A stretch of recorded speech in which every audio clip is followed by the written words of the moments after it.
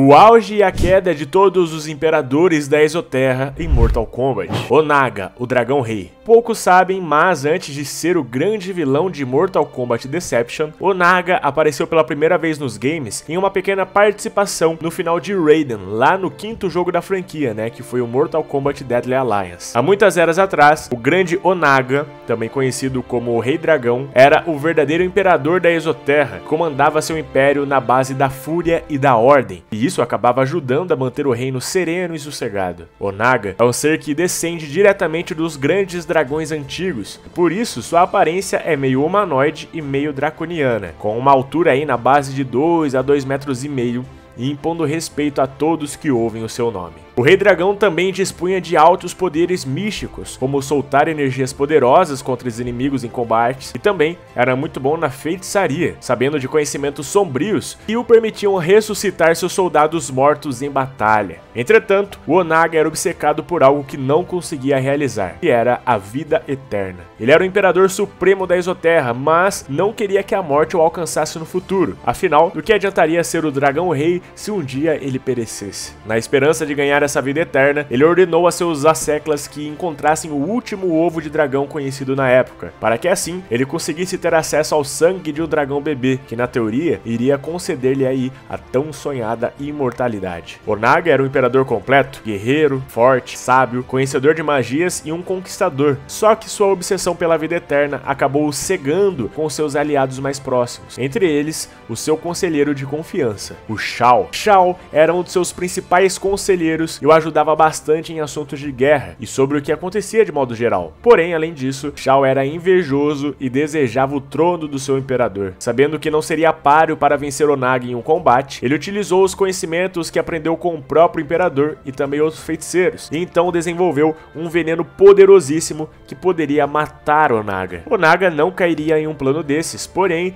ele estava com a tal obsessão pela vida eterna e não enxergou o cobra que havia em sua corte, Então acabou tomando tal veneno e perecendo. Shao aproveitou esse intervalo de tempo para convocar um golpe de estado e matar os outros conselheiros, assumindo então o controle da Exoterra. O exército de Onaga, entretanto, foi mantido em estado mumificado na sequência da morte do Dragão Rei, pois eles estavam ligados a Onaga por magia. Esse exército era considerado invencível, pois como dito antes, Onaga possuía o poder de ressuscitar os mortos em combate. Durante os milênios que se seguiram, Onaga aparentemente foi esquecido pelo povo e pelas escrituras, só que as coisas não foram bem assim. Como era um ser descendente dos dragões e conhecedor de artes místicas, mesmo com o corpo morto, Onaga conseguiu manter sua essência, a sua alma viva aí de algum modo. E assim, conforme o tempo passava, ele bolou um plano para o seu retorno. Ainda nos eventos de Mortal Kombat de 1992, antes da vitória de Liu Kang sobre o feiticeiro Shang Tsung no torneio Mortal Kombat, a essência de Onaga criou uma espécie de avatar e iludiu um jovem lutador para que ele fizesse alguns favores, mentindo a ele que o seu nome era Damashi, e ele era um avatar dos deuses anciões, mas é claro, era tudo mentira, Ele tinha uma forma lá de luz brilhante e ele fingia ser algo muito maior do que realmente era. O jovem lutador que ele tentou enganar era o Shujinko, e ele partiu aí para uma missão para unir as Kamidogus, alegando que estava realizando a vontade dos deuses anciões. Damashi, que era aquele ser brilhante ali, ainda cedeu a ele uma magia que faria Shujinko aprender as técnicas de lutas de guerreiros que encontrasse pelo caminho. Daí pra diante vocês já sabem, Onaga conseguiu retornar à vida anos depois com a ajuda de Shujinko e enfrentou e derrotou a Aliança Mortal, que em um momento de desespero estava formada por Shang Tsung, Quan Chi e Raiden, Pois é, no começo aí de Mortal Kombat Deception, a gente vê os três se unindo para lutar contra Onaga. Quando Raiden alterou os acontecimentos da linha temporal lá em 2011, abrindo uma linha paralela, Onaga é mencionado aqui e ali, mas sem grande importância, Após o reboot, com a nova era do Deus do Fogo Liu Kang, Onaga é mencionado novamente e até aparece em alguns finais de personagens, sendo descrito aí como um monstro, uma besta que foi capturada e presa pela família de Shao há muitas eras atrás, e que Reiko e Shao agora tentarão domar para reaver o trono da Exoterra, que atualmente pertence a Mileena. Shao Kahn, o grande conquistador. Agora vamos falar aí do vilão mais icônico da franquia Mortal Kombat, O grande Shao Kahn. Kahn foi o vilão por trás dos panos aí de Mortal Kombat de 1992, foi o vilão principal de MK2 e MK3. Além disso, em MK9, que é um soft reboot da franquia e que conta a história dos 3 primeiros games, ele é novamente o vilão principal. Nesse jogo, ficamos ficamos sabendo que na linha temporal antiga, né, na Batalha de Armagedon, é Shao Kahn quem se torna o grande vencedor, superando Blaze em combate e adquirindo para si os poderes de um deus. Ele vence o Raiden de uma vez por todas e encerra aquela linha temporal como um imperador supremo de todas as realidades. Acontece que o Raiden ele consegue mandar uma mensagem para si mesmo no passado e dessa forma altera alguns eventos importantes para impedir esse acontecimento, né? Mas não esqueçamos aqui, isso abriu uma linha temporal paralela, ou seja, as duas linhas temporais até aquele momento continuavam existindo, e Shao Kahn é o vencedor e imperador supremo da linha temporal original dos jogos. E isso é extremamente interessante, né? Afinal é um caso raro em que o mal vence de uma vez por todas, sem frescura e sem papinho, o cara realmente venceu. Mas voltemos um pouco no tempo para falarmos de Shao Kahn, tá? Como dito antes, quando falamos de Onaga, que é o Dragão Rei, o Shao era o seu principal conselheiro, dando suporte e ajuda em tempos de paz e de guerra. Só que Shao tinha planos maiores e almejava o trono, pois em sua cabeça, Onaga, né, apesar de ser um bom imperador, não conquistava o suficiente, enquanto o Shao olhava para os reinos vizinhos como Edenia, Plano Terreno, Vaeternos, com fome mesmo de conquista. Sabemos que Shao aprendeu muito de feitiçaria e combate com o próprio Onaga, porém se mostrou mais ardiloso que o Dragão Rei e aproveitou da obsessão de Onaga pela vida eterna para enganá-lo e envenená-lo, rapidamente aí criando um golpe de estado e tomou para si o trono e assumiu como novo Kahn, Shao Kahn. Enquanto Onaga impunha respeito na população pelos seus feitos, Shao Kahn usava o medo como principal ferramenta. O povo temia mesmo Shao Kahn e seu exército, que eram chamados aí de grupos de extermínio. Shao Kahn começou então a conquistar reinos vizinhos à Exoterra e expandiu o seu exército recrutando seres antigos, como os Shokans, que são seres de 4 braços, Narknadas, que são seres de 6 braços, e até mesmo centauros. A expansão de Shao Kahn foi ampla e ele conseguiu anexar vários reinos vizinhos, usando a violência e a barbárie como principal cartão de visita. Só que Shao sabia apenas conquistar, tá? E não administrar. Por mais que o seu império aumentasse a cada dia, a pobreza e a fome tomavam conta de tudo. No entanto, a coisa complicou quando ele anexou Edenia, um lindo reino vizinho cheio de recursos naturais. O rei Jarod não foi capaz de segurar o exército de Shao Kahn e acabou morrendo. Assim, Shao Kahn pegou para si a esposa do falecido rei, a Sindel, e também a sua filha Kitana. Shao Kahn, porém, sempre desejou um reino em especial, o Plano Terreno. Porém, a invasão a Edenia custou muito a ele, pois Sindel se sacrificou utilizando um ritual onde impediria de uma vez por todas a conquista de reinos vizinhos por Shao Kahn, a não ser que fosse via torneio aí dos deuses anciões, né, o Mortal Kombat. Isso pelo menos antes do retcon, tá? Porque a Sindel mais pra frente, ela aparece aí como uma amante de Shao Kahn, né, mostrando-se o tempo todo como uma vilã. Enfim, quando o Armagedon chegou, todos os lutadores foram até a pirâmide de Argus para enfrentar Blaze e pegar para si os poderes de um deus. Shao Kahn estava entre eles, pois não havia morrido nessa linha temporal original, apenas se ferido gravemente e teve um clone morto pela Aliança Mortal antes, tá? Mantendo-se escondido durante esse tempo. Uma luta fenomenal acontece na pirâmide e a batalha é árdua. Porém, Shao Kahn chega primeiro no topo, enfrenta Blaze, vencendo aí o elemental e absorvendo todos os poderes de um deus. O único vivo ali, além dele, é um de seus principais rivais, o deus caído do trovão, Raiden. Shao Kahn não luta com ele brinca com o deus do trovão, né? Fazendo o que bem entende com cuidado, antes de matá-lo de uma vez por todas com uma martelada na cabeça. Enquanto Raiden reza aí para o seu medalhão. Como dito antes, sabemos que Raiden não estava rezando, mas sim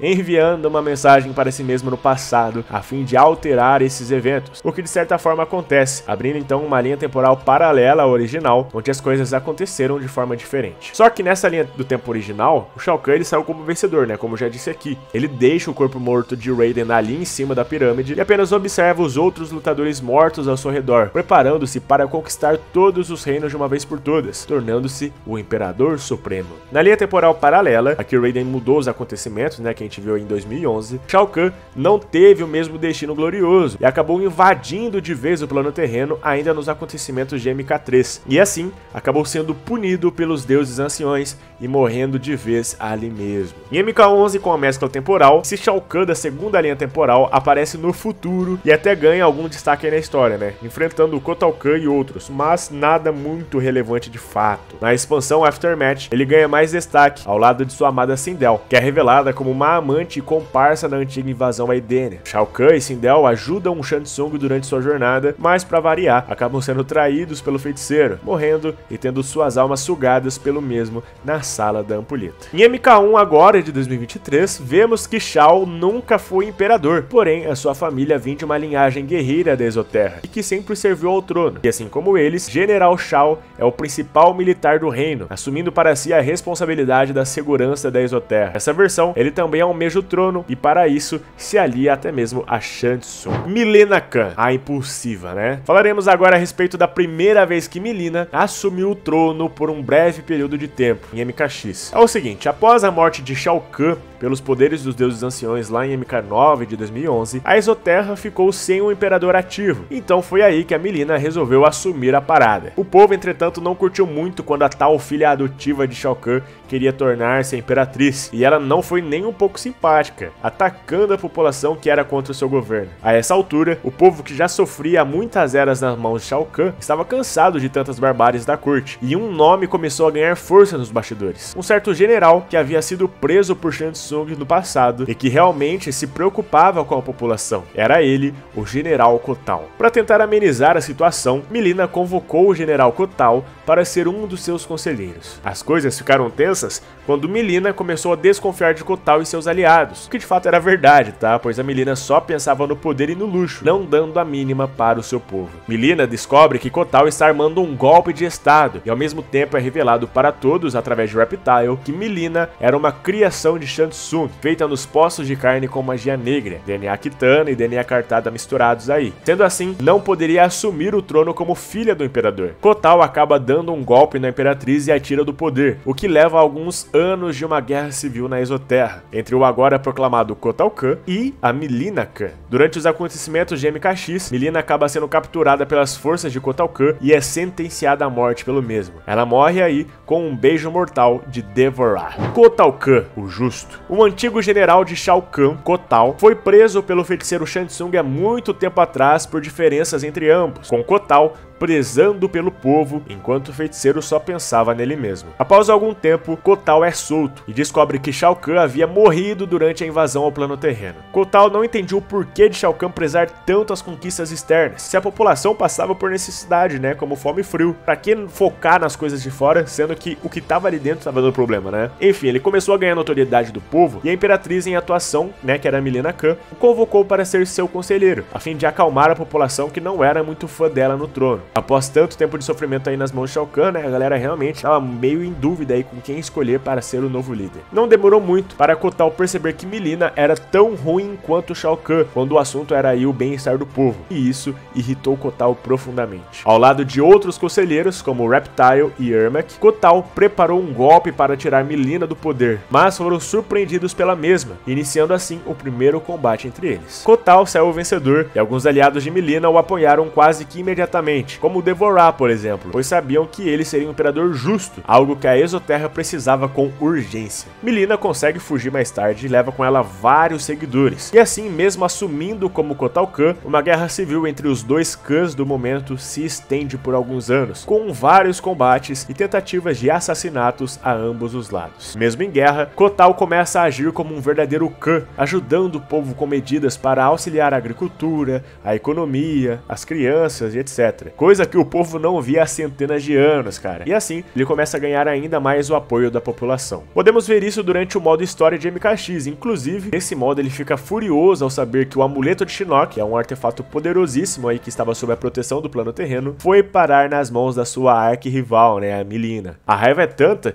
que ele decide não colaborar mais com o plano terreno, e até age como uma espécie de vilão no jogo. Mas é possível entender perfeitamente aí o seu lado nessa história, porque Kotao Kahn é um imperador severo, mas ele é justo, e por isso é muito querido pelo povo. Bom, gente, em MK11, com a mescla temporal, ele é gravemente ferido por Shao Kahn, e durante seu reencontro com sua amada Jade, ele cede o seu lugar no trono para a verdadeira sucessora do reino, que era a Kitana, se tornando assim Kitana Khan. Na expansão Aftermath, vemos que Kotao Kahn não aguentou a pressão de Shao Kahn, e durante uma batalha a caminho da luta final, em um navio que atravessa o Mar de Sangue, Kotao tem sua cabeça decepada e atirada no chão por Shao Kahn, encerrando assim a sua história. Em MK1, na nova era de Liu Kang, Kotal é mencionado por Sindel quando diz que Raiden lutou e venceu vários lutadores durante o torneio, e Kotal foi um deles. Kitana, uma breve Kahn. Nossa princesa de mais de 10 mil anos de idade assumiu como Kahn apenas em MK11. Acompanhamos a história de Kitana durante as duas linhas temporais até MK11, né, quando a crônica traz consigo a mescla temporal. Daí em diante temos duas Kitanas ao mesmo tempo no presente. Temos a Kitana da continuidade, que morreu pelas mãos de sua mãe Sindel em MK9 e assumiu como Imperatriz do Submundo após a morte de Shinnok, ao lado aí de Liu Kang.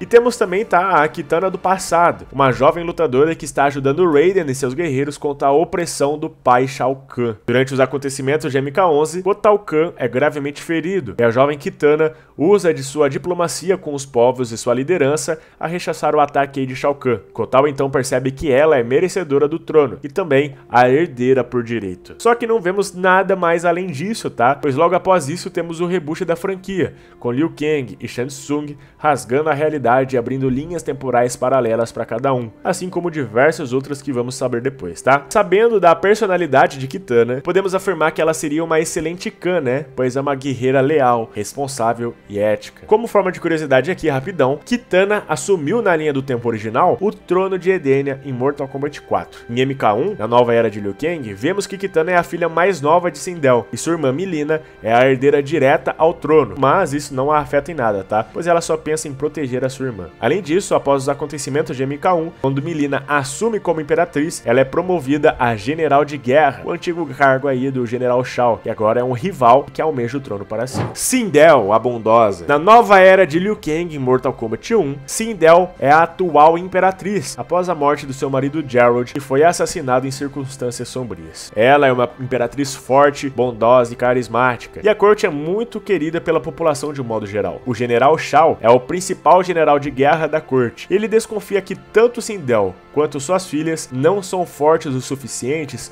para manter a Exoterra nos trilhos. Ela é uma imperatriz que pensa no seu povo, e em especial na proteção de suas filhas. Seu maior medo é que a praga que aflige Mileena seja revelada ao público, e isso afete o seu reinado e a sucessão do trono. Sindel segue as regras dos deuses anciões e mantém um pacto de amizade muito bacana com o deus protetor do plano terreno, né, o Liu Kang. E, infelizmente, o reinado de Sindel acaba sendo curto no jogo, pois durante a revelação do retorno do Titã Shang Tsung para a linha temporal de Liu Kang, ela é atacada por sua contraparte sombria daquela realidade e acaba perecendo nos braços de Ermac, que tem ali naquele momento como principal alma o Gerald, que assumiu o corpo ali. Mileena, finalmente uma imperatriz. Bom, com a morte de sua mãe Sindel, Mileena assume como a verdadeira imperatriz da Exoterra. Dessa vez é 100%, tá? Não tem postos de carne ou algo do tipo, ela é realmente a filha mais velha e a sucessora legítima. Após assumir o trono, ela revela para a população que, assim como uma pequena parcela do seu povo, ela também sofre com a praga Tarkat, e para começar seu governo de maneira correta, ela irá ajudar a colônia de infectados, que há muito tempo sofre descaso do Império, e que inclusive esse foi um dos poucos erros do governo de sua mãe. A população apoia a Imperatriz Mileena, e ela agrada quase todos os seus súditos. Uma pequena parcela aí que não apoia, resolve se juntar com a rebelião de General Shao, que ao lado de Reiko, organizam uma revolta para que eles possam assumir o trono. Mileena promove Kitana a função que pertencia a Shao, a de general de guerra, coisa que Kitana executou magistralmente, sendo a principal força de defesa contra a rebelião de Shao e a fuga de Shang Tsung da cadeia. A nova imperatriz sofre da praga de Tarkat, que às vezes a consome e a deixa fora de si. Porém, como agora isso não é mais segredo, ela pode tratar com certa calma e tranquilidade, assumindo assim uma pose firme e forte como imperatriz da Exoterra. Mas é isso, galera, espero que vocês tenham gostado do conteúdo desse vídeo. Muito obrigado pelo enorme carinho de vocês, um forte abraço e até mais.